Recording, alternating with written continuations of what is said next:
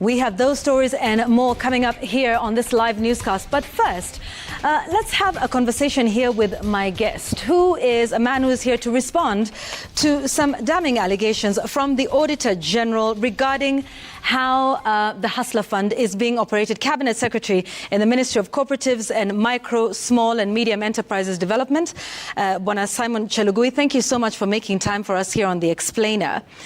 Let me begin by asking you, the Auditor General flags major issues in terms of how the fund is being run. Issues of accountability, issues of transparency, having many Kenyans worried about the state of accountability at the Hustler Fund. Is the Hustler Fund being run accountably? And is there room for a scam with everything we've heard from the Auditor General's report?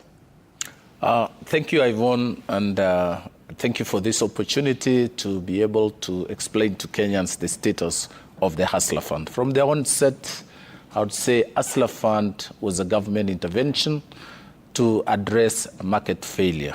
We remember 2-3 years ago, we had so many digital lending organizations that were charging very high, exorbitant interest rates. Hustler Fund came up, is an initiative to correct that problem. As we speak today, from where I sit, we have done really wonderful. We've been able to rehabilitate over 8 million Kenyans who are listed with Credit Reference Bureau. And to date, we've been able to onboard over 23 million Kenyans, where 18 million have borrowed. And Bwana CS, we will get to those numbers. Yes. But the question is, with all of those numbers that you're raising and all of these accountability questions that are being raised, what is happening at the fund? Let me get there. We began this fund 1st of November 2022, and it was a digital product, riding on both digital infrastructure of the banks and also telcos. What the auditor raised were in our routine audit that she conducts across all government agencies. She was able to raise and gave us management a letter raising a number of issues. That was in June 2023. We went through those questions. We clarified those issues because the only challenge that we faced was delay in submission of that report because we had still very low on staff.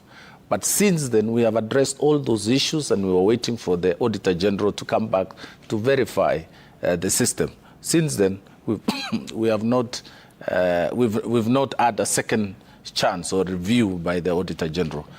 Issues of ID, you cannot access, for example, the Hustler Fund without registration, that is your ID and also a registered mobile number. So just because I want us to get into the news in a minute, so there are no irregularities, there are no questions of accountability and the manner in which this fund is being operated?